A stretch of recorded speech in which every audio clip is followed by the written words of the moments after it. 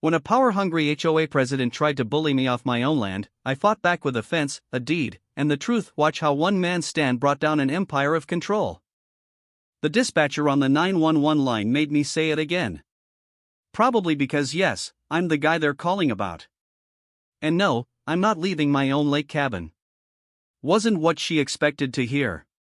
From where I stood barefoot on my porch holding a half-unpacked duffel bag and an ice-cold bottle of water, I watched Karen Middleton, president of the Lakeside Harmony HOA and self-declared empress of this little cul-de-sac, jab her finger at the officer like a fourth-grade tattletale in pearls.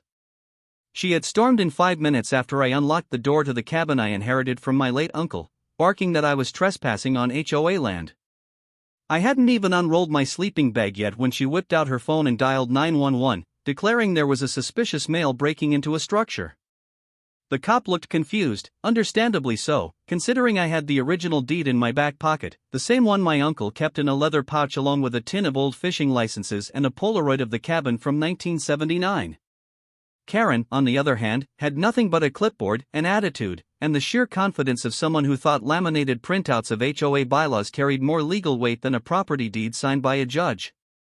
I could almost admire the commitment. Almost. The officer stepped toward me, motioning for us to keep things calm, and asked for my ID. I handed it over without a fuss. Karen's eyes burned holes into the side of my face as she leaned in to hear every word, desperate to catch some clue that I was bluffing. But when the deputy returned, he gave her the kind of smile you reserve for toddlers who believe their juice cup has rights. "Ma'am, this man owns the land and the structure outright. There's no record of HOA jurisdiction on his parcel." The silence that followed was not just satisfying, it was delicious. Karen blinked, stammered something about shared roadways and community standards, but the cop cut her off gently. "This land's been separate since before the HOA existed. If you've got a dispute, take it to civil court, but as of right now, you're the one in danger of trespassing." I could tell the words hit her like hailstones. She opened her mouth to protest, but found nothing to say.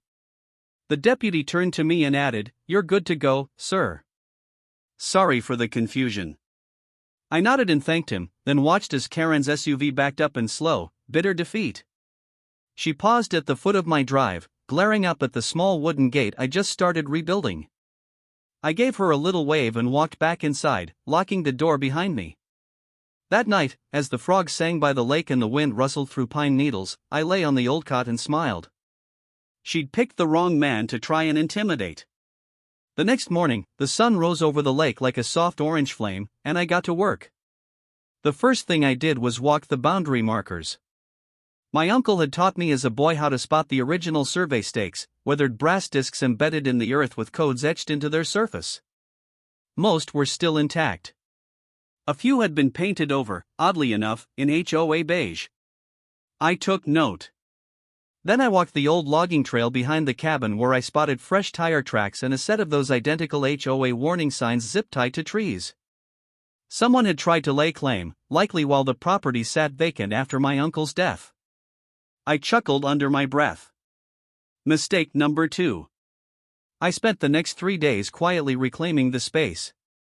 I installed new locks on the cabin door, rebuilt the split rail fence along the north path, and set up a game camera near the entry road. On day 4, Karen returned. This time, she brought back up 3 HOA board members, all with matching pastel polo shirts and clipboards. They waited by the old gravel turnoff, and waved me over like they expected a homeowners association meeting right there in the woods. I didn't take the bait. I stood 20 feet away and asked if they had business on my land. Karen cleared her throat and handed me a copy of Amendment 17, Expansion of Jurisdiction. According to her, the HOA had passed a vote 2 years ago that extended their governance to include any property within visual distance of the lake. I blinked at the absurdity. "So, because I have a view, I'm in the HOA?" I asked. She nodded with absolute sincerity. "It's about community cohesion." I laughed and the sound bounced off the trees like an echo, mocking her logic. I handed the paper back and said, "This is not legally enforceable. You're trespassing. Leave." Her jaw dropped. The other board members shifted uncomfortably, clearly not ready for confrontation. "Well, fine you," she threatened, "for unpermitted construction and non-compliant fencing." I smiled. "I look forward to reading the invoice. Just make sure you spell my name right on the court summons." They left in a flurry of huffs and eye rolls, but I noticed something interesting. One of the board members, a thin man with a salt and pepper beard, lingered behind for a second. He didn't speak, but he gave me a faint nod, then turned and followed the others. That night, I found 2 HOA notices duct taped to my newly installed gate. One warned of noise ordinance violations for excessive hammering, and the other demanded I remove unauthorized signage. The sign in question was a small plank nailed above the cabin door. It read, "Private, no trespassing, no HOA." I laughed harder than I had in months. Karen was spiraling. She had ruled this place like a miniature tyrant for too long, and the idea that someone had returned, someone she couldn't scare off with a citation, was clearly driving her mad. But she hadn't seen anything yet. On day 6, I installed a steel padlock on the front gate, added motion-activated lights, and set a tall privacy fence into concrete along the southern edge, right where my land curved around toward the main road. That same afternoon, I saw Karen drive up, stop abruptly at the locked gate, and step out, mouth open. Her SUV was now parked on land, technically within my boundary. It had always been just over the edge, but with the new survey, it was officially mine. I leaned against the post and said, "You may want to move that. I'm fencing this side next." Her lips moved, but no sound came out.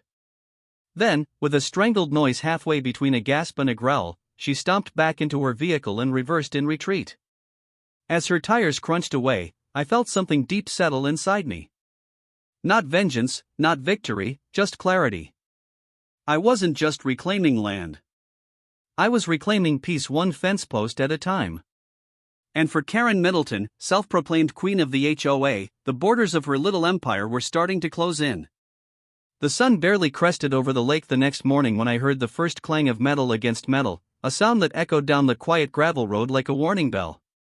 I had just finished my coffee and was stepping outside with a coil of fencing wire in one hand and a post digger in the other when I saw Karen standing at the locked gate again. This time jiggling the latch with increasing frustration. She hadn't brought the HOA brigade today, just herself and what looked like a printed-out stack of regulations clutched in a manila folder so tight the corners were bending. Her SUV idled beside her, once again, partially parked on the sliver of land I now controlled entirely thanks to the recent survey. She didn't speak at first, just stared at the padlock as if willing it to unlock through sheer fury. I walked up slowly, letting my boots crunch over the pine needles so she'd hear me coming.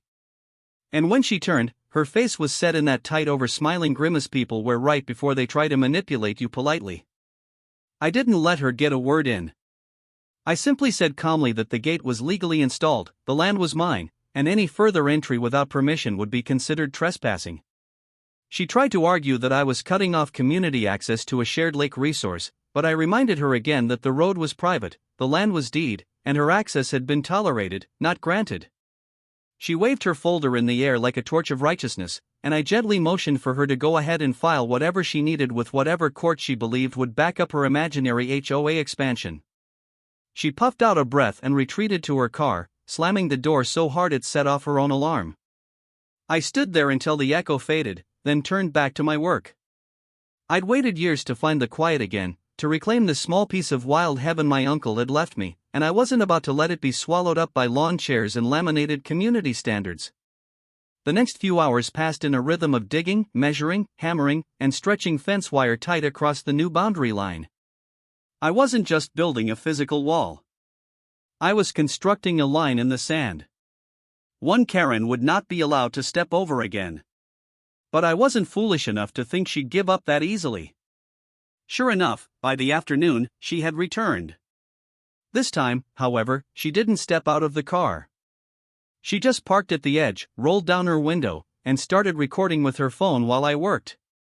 No commentary, no questions, just that silent surveillance meant to rattle or shame. I didn't flinch. I actually smiled and gave a little wave.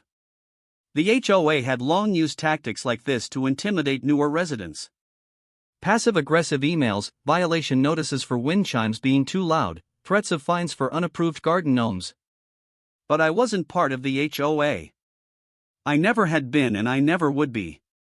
The real problem I was beginning to understand wasn't just Karen. It was the fiction she'd built around herself that her power came from some legal structure when in fact it came from people being too tired, too polite, or too intimidated to challenge her. That illusion was crumbling, and I could sense it wasn't just rattling her.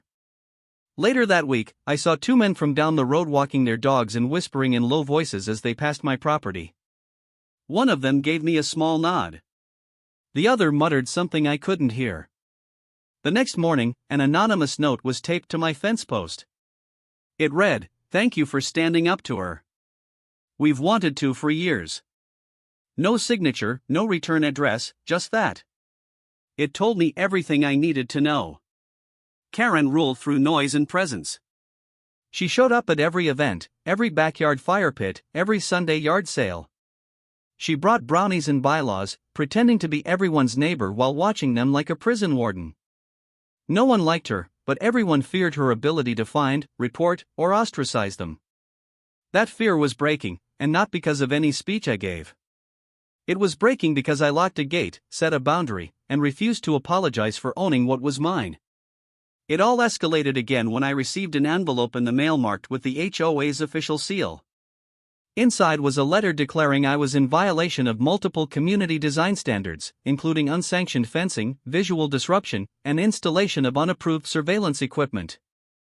I laughed when I read that last part. My game camera mounted to a tree nearly 20 foot inside my boundary had apparently spooked her when she saw the blinking LED at night. I decided then to write a reply, not an email, not a phone call, but an official printed and notarized letter in return.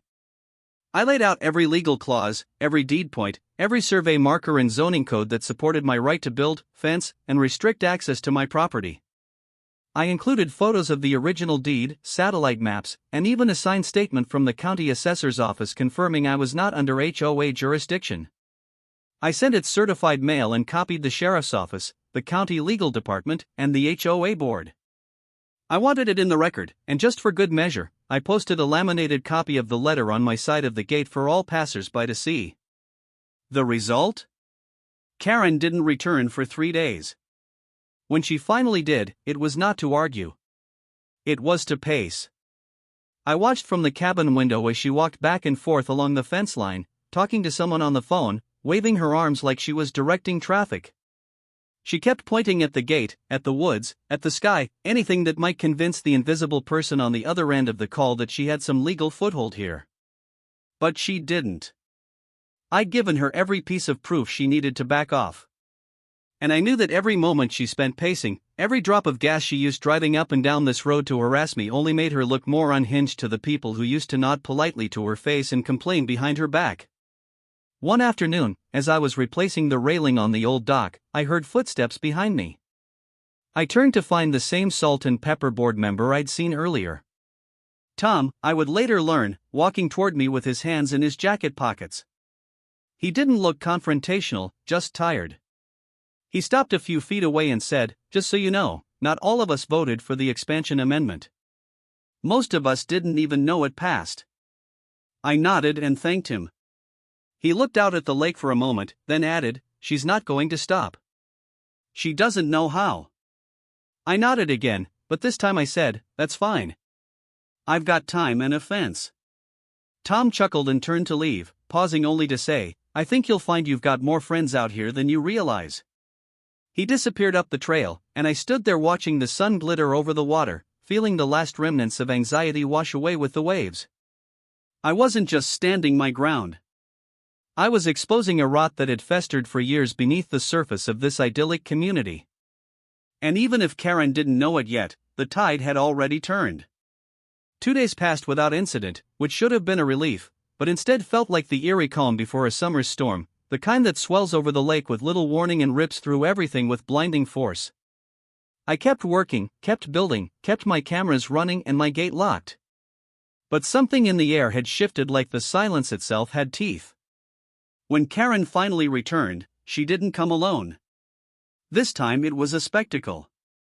Her SUV rolled in behind a rented utility truck and out stepped 2 men in reflective vests, both glancing at clipboards and then at my gate as if expecting it to vanish at their command. I was on my knees by the front porch replacing rotted boards when I heard the first metallic thunk, the unmistakable sound of someone rattling the gate and testing the latch. I stood slowly and walked over, hands dusted with sawdust, just calm.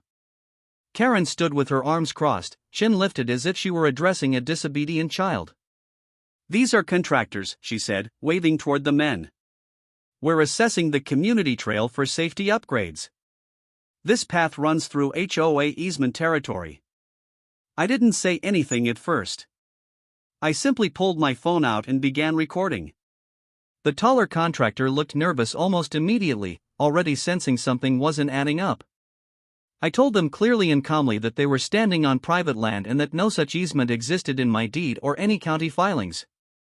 I then pointed to the camera mounted on the corner of the cabin, red light blinking steadily. "That camera has been recording since you arrived," I said. "If you or anyone you've hired crosses onto this land without legal authority, I will report it as trespassing and attempted property damage." Karen's eyes narrowed, but I could see it in her expression. Doubt, the kind that wasn't there before. She opened her mouth to challenge me again, but the contractors were already backing away, mumbling something about needing to check with the office. She watched them go, lips pursed, then spun on her heel and hissed. "You think you're clever. This isn't over." I smiled. "No, Karen. I think I'm patient. That's a much bigger problem for you." She drove off in a blur of gravel and embarrassment, leaving behind tire marks and a fresh surge of adrenaline that tingled in my chest for the rest of the afternoon. That evening, as I reviewed the footage and transferred it to an external hard drive, I received an email from an address I didn't recognize. The subject line simply read, "Important HOA concerns." I clicked, already anticipating a formal-sounding diatribe. Instead, it was anonymous, a short and surprisingly human message. It read, "She's been doing this to people for years. Using rules that don't exist, bluffing legal authority, turning neighbors against each other. We're tired. Let us know how we can help." I leaned back in my chair and stared at the screen. Whoever had sent it wasn't asking for glory or recognition. They wanted liberation. They wanted someone to punch through the suffocating plastic sheen of Karen's rule and breathe fresh air back into the community. The irony was that I didn't even want to be part of the community. I came back to be left alone. But now, somehow my solitude had become a rallying point. The next day, the retaliation became petty. A drone buzzed over my property line just after sunrise, dipping low over the dock, circling the fence perimeter, and hovering awkwardly near the bedroom window before rising sharply and flying off toward the tree line. I suspected Karen, of course. Her need to control, to monitor, to prove some invisible point was too obsessive to ignore. I reported the incident to the sheriff's office, including screenshots from the security feed. The deputy who responded, Officer McKinley, recognized my name immediately. "You the guy from the land dispute with the HOA queen?" he asked with a dry grin. I nodded. He chuckled, then said, "We've gotten a few calls about her over the years. Mostly minor stuff, but it's always something." He took down the report, thanked me for the footage, and told me I'd done the right thing. Before he left, he added, "Keep the cameras rolling. People like her get real inventive when they start losing power."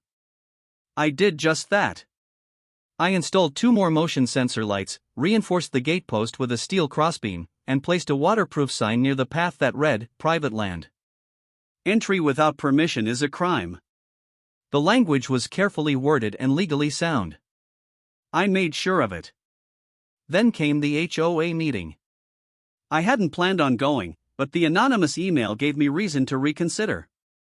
Tom, the Salt and Pepper Board member, stopped by that morning with an unexpected invitation. "Technically, the meeting is open to all residents with property inside the Lakeside zip code," he explained, "even non-members." He handed me a copy of the agenda, which included, to my amusement, an item labeled Community Disruption and Unauthorized Construction. I raised an eyebrow and he just shrugged. "You might want to come. The tone's been changing lately." That evening, I sat quietly in the back of the multi-purpose room at the community center while Karen stood at the front like a televangelist, gesturing with her usual theatrical flair. She rattled off points about property aesthetics, visual consistency, noise pollution, and the need for unified vision. Her voice was steady, but her eyes flicked toward me several times, trying to gauge my reaction. When the agenda reached the discussion period, I raised my hand. For a moment, there was silence. Then she nodded hesitantly. I stood and introduced myself plainly. Ethan Reed, owner of parcel 1347C, private deed property exempt from HOA jurisdiction. I then calmly addressed the drone incident, the unauthorized contractor visit, and the mailed violation letters. I didn't raise my voice. I didn't insult anyone. I just stated the facts and asked that the HOA cease any further attempts to apply jurisdiction to land they did not own or govern. I ended by quoting the county zoning regulation that listed my parcel as explicitly excluded from the 1992 HOA formation filing. When I sat down, the room was dead silent. A woman near the front slowly clapped. Then another Tom nodded. Karen's face was stone, but her hand trembled as she gripped her binder. Someone in the third row asked if the HOA had verified the expansion vote she'd cited. Another person asked about the legal cost of challenging Ethan's deed. Before long, the conversation had shifted completely away from me and onto her. I had simply lit the match. The community provided the oxygen. Karen adjourned the meeting 15 minutes early, citing disruption, and stormed out with her binder clutched like a shield. I didn't follow. I didn't need to. The air was different now. The room didn't belong to her anymore. As I walked back to my truck, Tom appeared beside me and said, "I think she knows it's over. But she'll throw everything she has before she lets go." I nodded. Let her throw it. I've got fences, cameras, and the truth. He laughed, but it was weary. We both knew people like Karen didn't fade quietly. The sun had just begun its slow descent behind the ridge when I stood at the edge of the southern path, staring down at the surveyor's markings that glowed faintly in the fading light. Each one a silent witness to a truth Karen was about to choke on. The county certified survey had arrived that morning, a thick manila envelope bearing official stamps and a crisp signature confirming what I had already suspected but needed in black and white. Her driveway, her decorative fencing, and the tail end of her prized imported SUV extended 6 feet onto my land. Not just a corner or a harmless overstep. An entire portion of her everyday life was rooted on soil that didn't belong to her and never had. I stood there, one boot on each side of the chalk line, thinking about how many years she had probably parked there without even considering whether it was hers to use. Her entitlement ran deeper than the tire grooves in the gravel. That morning, I had already walked the perimeter with the surveyor, a meticulous older man named Curtis, who didn't speak much except to confirm coordinates and sign documentation with a level of care that made the moment feel like a courtroom verdict. He hadn't asked why I wanted it done. He just saw the paperwork, scanned the old deed, and went to work with his tools and GPS device, placing small neon flags where the official property lines ended. When we reached the edge of Karen's driveway, he stopped, pointed, and said, "This corner right here is about 6 foot over. Anything past that's yours." I asked if he was sure. He chuckled. "Son, I stake land for a living. I'd bet my next 3 jobs on it." I thanked him, paid in cash, and as he drove away, I looked at the crumbling border where her flower bed met the trees and thought about the irony. She had spent years drawing invisible lines between herself and everyone else in the community. Now a real one had appeared, and it cut through her comfort like a knife. I took photographs, marked the coordinates, and walked back up to the cabin to write a letter. Not an email, not a phone call, a real letter printed and folded neatly into an envelope with a delivery receipt attached. In calm, neutral language, I stated that following a licensed land survey and confirmation of my deed boundaries, it had come to my attention that her vehicle was parked on land I legally owned. I gave her 48 hours to move it and remove the decorative fencing, or I would consider it an act of trespass and take appropriate legal action, including but not limited to fencing the perimeter to enforce my property rights. I ended the letter with a note offering her the option to coordinate with me for a mutually convenient time to retrieve her belongings without disruption. I signed it, included a printed copy of the relevant survey diagram, and dropped it in her mailbox at dusk. The following afternoon, I was on my way back from town with supplies when I saw her standing next to her vehicle, envelope in hand, lips pursed so tightly they looked bloodless. She didn't wave. She didn't speak. She just glared. The kind of glare that, if weaponized, might have peeled paint off my truck. I parked at the top of my drive, got out slowly, and watched her approach like a storm front in heels. She stopped just short of the property line. She must have studied the map thoroughly and waved the letter like it was a bomb threat. "This is ridiculous," she hissed. "That land has always been part of this property. The last owner never had a problem." I met her eyes and said plainly, "The last owner wasn't me, and I do have a problem." Her voice rose with every word. She accused me of harassment, of making the neighborhood feel unsafe, of disrupting the community fabric. I let her finish her tirade, then said, "You've got 24 hours left." That pushed her over the edge. She screamed, "You're just doing this to humiliate me." I answered without flinching, "No, I'm doing this because you keep acting like the law doesn't apply to you." That shut her up long enough for me to walk away. As I did, I saw her shove the envelope into her bag with unnecessary force, muttering something under her breath I couldn't catch. The next morning, the car was still there. The fence hadn't moved. Nothing had changed. So, I got to work. I marked the fence line with construction tape, placed my posts, and began driving them into the ground one by one. Each clang of the post driver felt like a drum beat, a countdown not just to a legal victory, but to the complete collapse of her illusion of control. By the time I reached the stretch near her driveway, she had come out again, this time filming with her phone and narrating loudly about an unstable neighbor and illegal fencing. I said nothing, just kept working. When I placed the final post 3 feet in front of her bumper and began stretching the wire across it, she lost it. She stormed up to the edge of the line, waving her phone and demanding I stop. I looked her dead in the eyes and said, "You had 48 hours. She screamed again. Then, for the second time in as many weeks, she called 911. This time, the dispatcher didn't need much of an explanation. And when the sheriff's deputy arrived, none other than McKinley again, he stepped out of the car with a sigh and a slow shake of his head. Karen immediately launched into her performance, voice trembling, pointing at the fence, at my tools, at her car, insisting I was boxing her in and trying to incite violence. McKinley listened for about 30 seconds, then turned to me and asked, "Is this the survey you showed me last time?" I nodded and handed him the updated copy. He scanned it, then walked the fence line quietly. Karen trailed behind him, offering increasingly desperate commentary, but McKinley wasn't biting. He finished his circuit, came back to me, and said, "You're within your rights. She's going to have to move the car." Karen started yelling again, but he cut her off. "Ma'am, if you don't move that vehicle, it will be considered trespassing and may be subject to removal. I'd strongly suggest you comply." She froze, mouth open, disbelief radiating off her like heat. "You're siding with him?"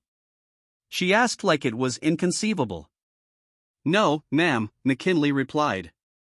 "I'm siding with the law." With that, he handed her the paper, tipped his hat to me, and drove off. Karen didn't move the car that day or the next.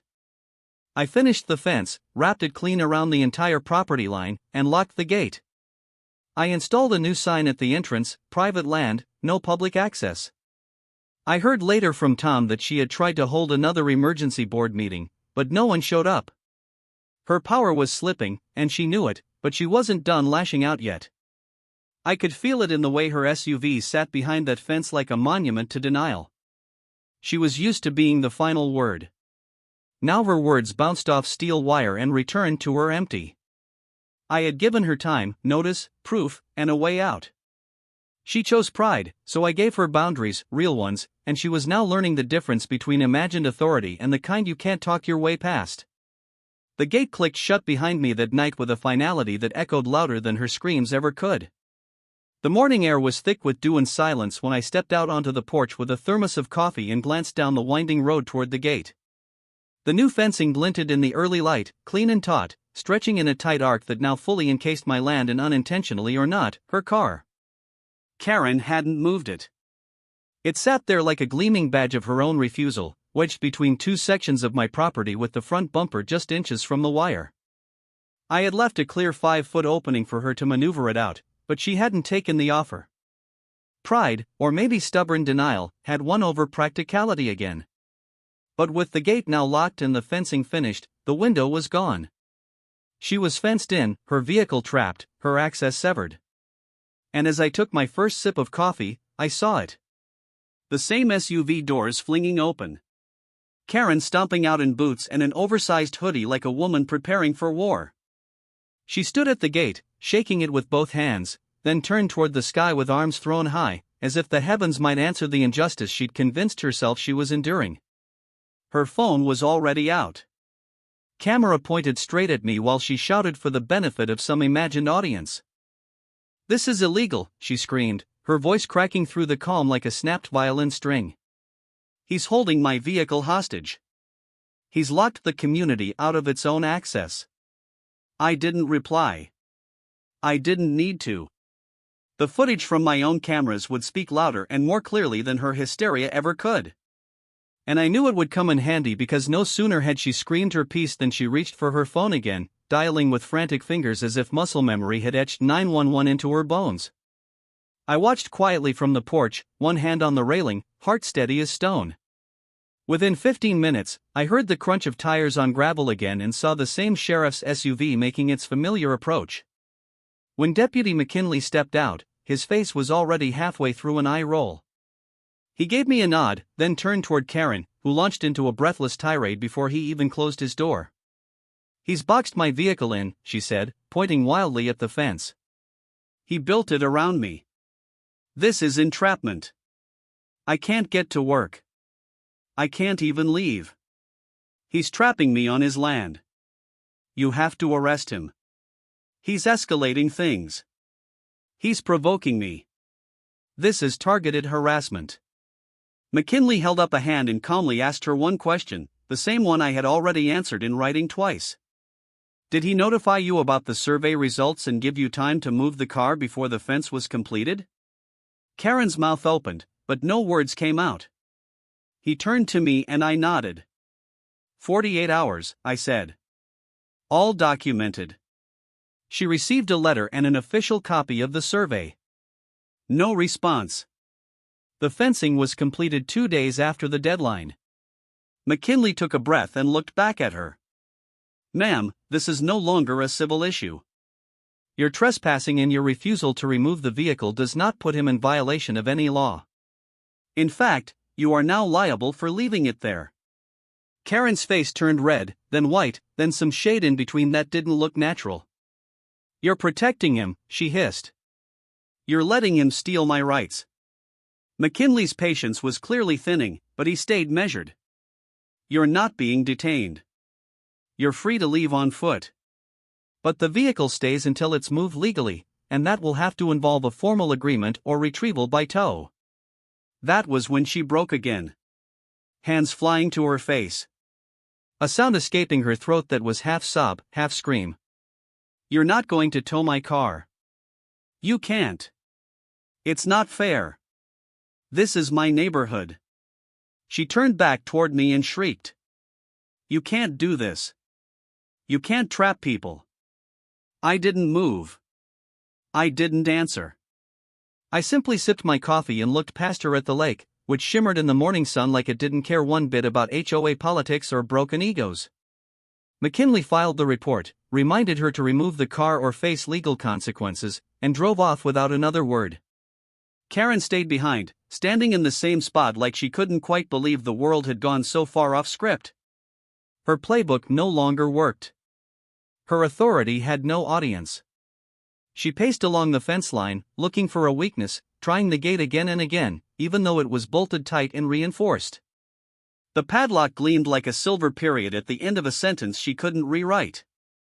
I could see it on her face, the unraveling. She had never been challenged like this. Not in court, not in community meetings, not even in private. People had always been. They had always yielded. They had feared her wrath more than they valued their own rights. But I hadn't played the game. I had built my fence, stood my ground, and let the law speak louder than emotion.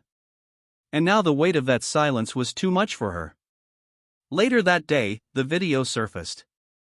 I hadn't posted it, and neither had McKinley. One of the neighbors, likely Tom or someone else who had grown tired of the drama, had uploaded a short clip to a local community forum. It showed Karen shrieking at the gate, screaming about entrapment while McKinley calmly explained the law. It cut to her storming back to her car and shouting about being the real victim here. The post was titled HOA Queen Meets Reality, and the comments were immediate and merciless. Some were just laughing emojis. Others were from locals. People who had lived in fear of her for years, now openly mocking her behavior. About time someone stood up to her. That gate is doing God's work. She should have moved the car when she had the chance. The clip spread like wildfire, bouncing from the forum to social media and into group chats all over the county. Within 24 hours, it had thousands of views. Karen's name, once spoken with forced respect, had become a punchline.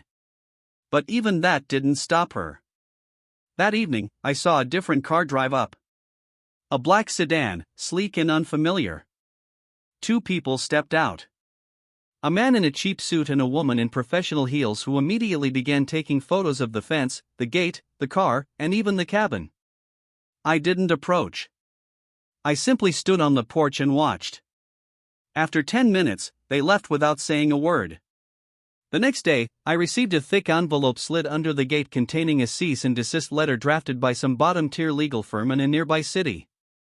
It was filled with theatrical language about property intimidation, psychological distress, and deliberate obstruction of community access. It was an obvious bluff, poorly cited, light on facts, heavy on threats. I responded with a scanned copy of the county survey, the correspondence I had sent Karen, and the sheriff's written report. I sent copies to the HOA board, the sheriff's department, and the county clerk. Then I placed a laminated version of my reply on the gate directly beneath the sign that read, "Private Land." And just for good measure, I added a new sign in plain block letters. Unauthorized vehicles will be considered abandoned and removed at owner's expense. The clouds rolled in the next morning like a slow warning, thick and heavy, blanketing the lake in a kind of hushed tension that mirrored the energy hanging over the neighborhood. The gate stayed locked, the fence unbroken, the SUV unmoved and now partially dusted with leaves from the overhanging trees. Karen hadn't shown her face since the legal letter failed to shake anything loose, but her silence didn't feel like surrender. It felt like the calm before something bigger, something crafted not from rage, but desperation. I had lived long enough around people who relied on control to recognize the pattern. When force didn't work and shame fell flat, they always reached for the illusion of official power, trying to reclaim what they'd lost by dragging others into the storm. So, when I got the certified mail that afternoon, a thick packet bearing the return address of the county courthouse, I wasn't surprised. I sat at the kitchen table and peeled it open with slow hands, scanning each page carefully. Karen had filed suit. The charges were a mess of inflated language. Unlawful detainment of property, obstruction of community access, deliberate infliction of emotional distress, and violation of easement right. She'd attached photos of the fence, screenshots of the viral video, and even included a timeline that hilariously omitted the certified letters I'd sent her. It was a paper castle carefully constructed with no foundation. But it was loud, and that was her goal, not to win, just to make noise big enough that I'd blink first. I spent the rest of the day assembling my response. Every letter, every timestamped video, every photo of survey flags, sheriff reports, and neighbor statements. All neatly organized and backed by local ordinances, zoning regulations, and the deed language itself. I didn't just defend myself. I dismantled her version piece by piece with calm precision. I included the sheriff's written confirmation that I had acted within my right. I attached an affidavit from the surveyor and even a notarized letter from Tom stating that the HOA had never properly passed or filed the jurisdiction expansion Karen was using as her foundation. By evening, I had compiled everything into a folder thicker than hers and drove it straight to the county clerk's office where I filed the formal response along with a counterclaim for damages and legal fees resulting from harassment and false legal action. When I walked out, the air felt a little clearer, the wind a little stronger, as if the land itself was beginning to shake off the dust she had stirred. 2 days later, the hearing date was set. Karen would have to appear in person, and so would I. Word got around fast. Apparently, someone on the HOA board leaked the court schedule to the neighborhood group chat, and within hours, the news had spread like wildfire. Comments and private messages trickled into my inbox. Some were supportive, others cautiously neutral, but one message stood out. It came from a woman named Eileen, who had lived in the community longer than anyone and rarely got involved in drama. Her message was short. "Thank you. We've all waited for someone to stand up to her in the open." That night, I walked the full length of the fence under the moonlight, checking latches and lights, listening to the wind rustle through the trees, the slow lap of water against the dock. Peace wasn't just quiet anymore. It was earned, and I wasn't letting go of it. The day of the hearing arrived with sharp blue skies and a crisp breeze. I wore a simple button-down shirt and brought my folder of documentation while Karen arrived in a tailored suit with a legal aid at her side and a look of smug certainty on her face. She greeted people in the hall as though it were a campaign event, hugging board members, shaking hands with neighbors she had long treated like subordinates. But when the judge walked in and called the case to order, all the charm melted away. I spoke first. I presented the documents clearly, one at a time, laying out the sequence with unemotional facts. I showed the original deed, the survey results, the timeline of notices, and the sheriff's official reports. I didn't embellish. I didn't grandstand. I let the truth speak for itself. When Karen took the stand, her voice cracked. She tried to spin it to paint herself as the protector of community order, claiming I had intentionally blocked access to communal resources and made her the target of public ridicule. The judge stopped her midway through and asked a single question that unraveled the whole performance. "Do you have legal documentation showing that this property falls under HOA authority?" Karen hesitated. Her lawyer scrambled through the folder, pulling out the so-called expansion amendment. The judge read it slowly, then looked back at her. "This document was never filed with the county. It's not enforceable. You cannot claim authority you don't have." Karen's mouth hung open for a breath too long. The courtroom fell silent, and in that silence, you could hear the crumbling of the foundation she had stood on for years. The judge ruled in my favor on all counts. The fence was legal. The gate was within my rights. Her car, still sitting on my property, was considered abandoned and subject to removal at her expense. As for her claims of harassment, the court dismissed them as baseless, citing the clear evidence of notification and compliance. When the gavel fell, Karen stood frozen, her shoulders sagging in a way I'd never seen before. Her legal aid whispered something, but she didn't move. I thanked the judge, gathered my things, and walked past her without a word. She didn't look up. Outside the courthouse, several neighbors stood waiting. Tom gave me a nod. Eileen shook my hand. No one cheered. No one needed to. The moment was its own applause. Over the next few days, things changed quickly. The HOA board held a special election and removed Karen from the presidency. Financial records surfaced showing questionable reimbursements and undisclosed purchases. The county launched a formal audit. One by one, people came forward with stories about intimidation, false fines, petty threats, and now finally they felt safe enough to speak. Karen didn't appear again. Her SUV was towed off my land 3 days after the ruling. The tow truck operator chuckled when I showed him the paperwork and told him who the car belonged to. "Heard about this on Facebook," he said. "Whole county's been following it." When the last tire mark faded from the gravel, I stood at the edge of the gate and looked out at the road, empty and quiet, finally mine again. Not just the land, but the space it occupied in my life. I had come here for solitude, for peace, for the memory of my uncle, and the freedom of wide open sky. I hadn't asked for a fight, but I had finished it. And now, as the lake shimmered beneath a sky that seemed just a little brighter, I knew something had shifted for good. Karen's empire had fallen, not with fire or fists, but with paperwork, patience, and the steady sound of a fence post being driven into earth that no longer belonged to her. The wind that blew across the lake 2 weeks after the court ruling carried with it the scent of pine water and something quieter, almost invisible closure. Not just for me, but for the land itself, as if the trees had been waiting all this time to exhale, and finally could. The SUV was gone, hauled away under the full light of a crisp afternoon by a tow truck that left deeper tracks than Karen ever did. Its absence was louder than her presence had ever been. What once stood as a stubborn symbol of her control now existed only as a ghost in the gravel, a rectangle of cleaner stone framed by fallen leaves. And still I made no announcement, no post, no final jab. I didn't need to. The silence did all the talking. The neighborhood, once locked in her shadow, had begun moving on without her. For days afterward, people I barely knew waved when they drove by, some slowing just long enough to offer a thumbs up or a soft thank you through the open windows. The mood had shifted so completely it was hard to believe how recently I'd stood on that same porch, bracing for conflict. Now there was nothing left to brace for. The fence stood tall, the gate clicked shut each night, and my days settled into a rhythm that was mine alone. No clipboard crusaders, no mystery drones, just coffee in the morning, the gentle creak of old wood under new repair, and the sound of birds reclaiming the space Karen had tried to own with nothing more than printed bylaws and a pointed finger. But life, I've learned, doesn't always tie up its endings with clean edges, and sometimes the last chapter comes dressed like an afterthought. I found it tucked beneath the gate one morning. A plain envelope, cream-colored and wrinkled at the corners.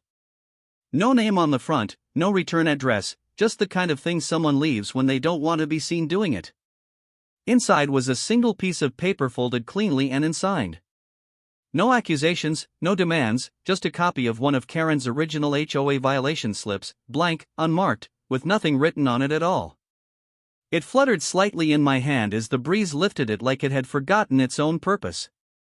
I smiled. It was either a strange apology or a final swipe from someone who couldn't figure out how to let go properly. Either way, I knew what to do.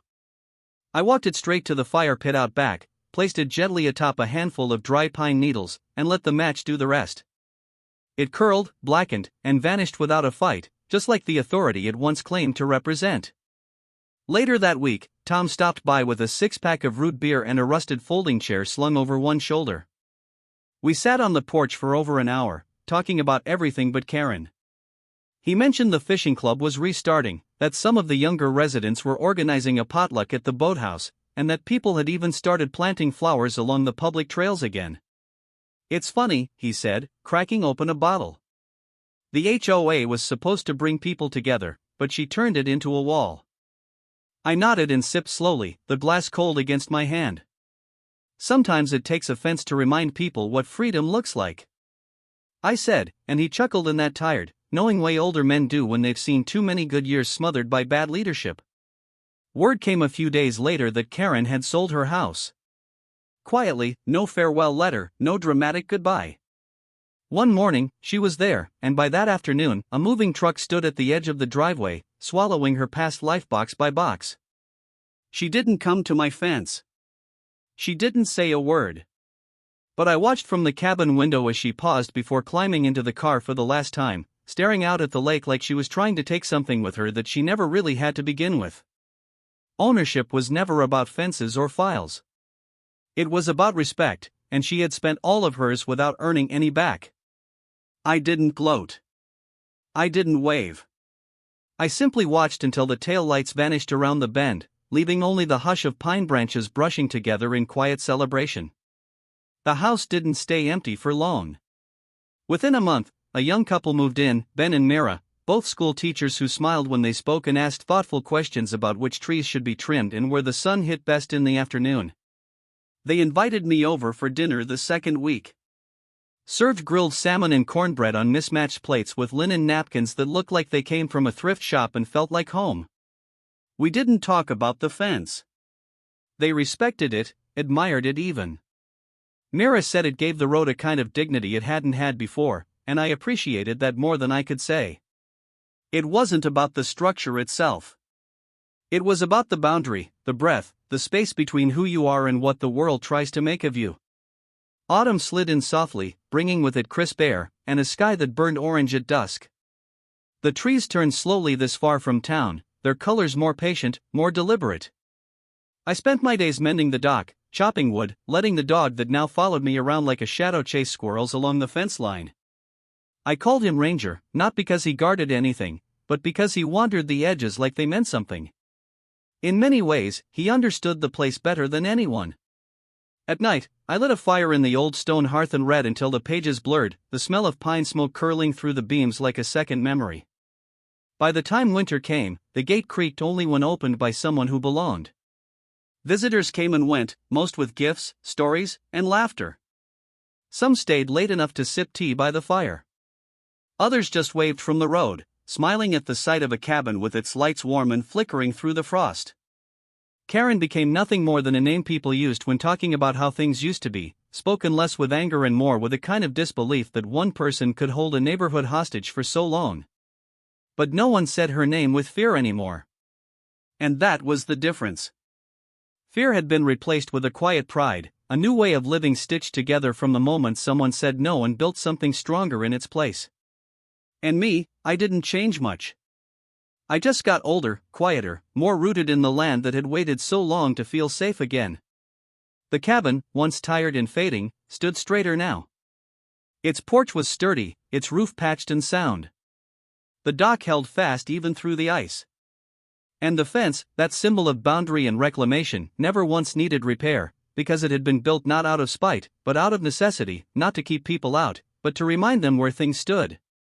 One evening, as the last of the snow melted and spring tiptoed back in, I stood at the edge of the property with a mug in my hand and Ranger beside me.